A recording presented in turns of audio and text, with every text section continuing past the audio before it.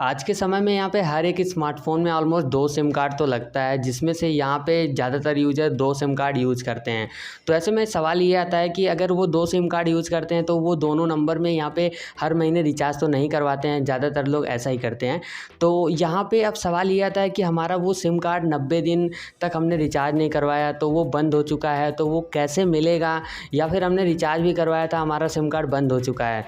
तो ऐसे में क्या है इन प्रॉब्लम का एक्चुअल सॉल्यूशन और यहाँ पे सिम कार्ड क्यों बंद हो जाता है, बाकी क्या इसकी वजह है और कैसे आपको मिलेगा वो नंबर, ये सारी चीज़ों के बारे में डिटेल में बात करने वाले हैं इस वीडियो के अंदर।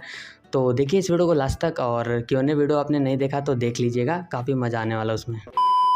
देखिए भाई, सबसे पहले मैं आपको बता दूं कि अगर आप कोई भी सिम कार्ड यूज़ करते हैं, जियो, एयरटेल, BSNL जो भी हो, तो अगर आप कोई भी सिम कार्ड यूज़ करते हैं तो यहाँ पे आप उस सिम कार्ड में अगर 90 दिनों तक कोई रिचार्ज नहीं करते हैं तो आपका सिम कार्ड बंद हो जाता है।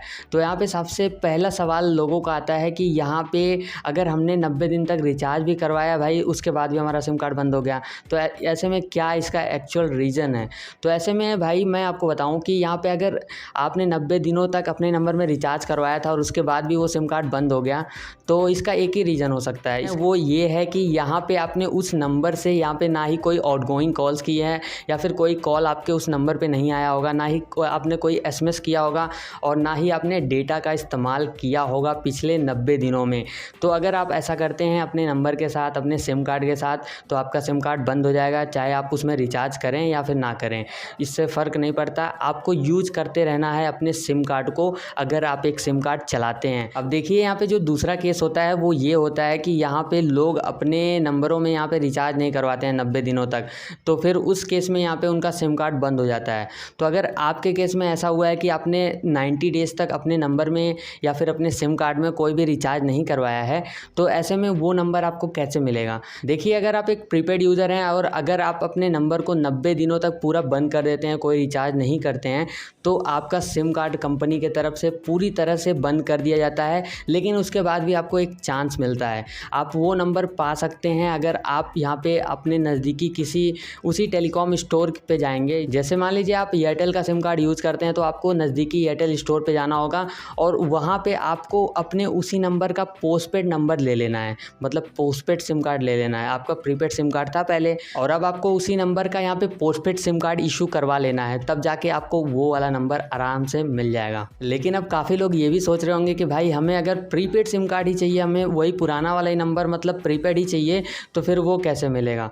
तो उसके लिए दोस्तों आपको थोड़ा सा वेट करना पड़ेगा। यहाँ पे सबसे पहले आपको पोस्टपेड सिम कार्ड अपना इशू करवा लेना है स्टोर से, और उसके बाद पोस्टपेड सिम कार्ड को आपको 90 दिनों तक यूज करना पड़ेगा।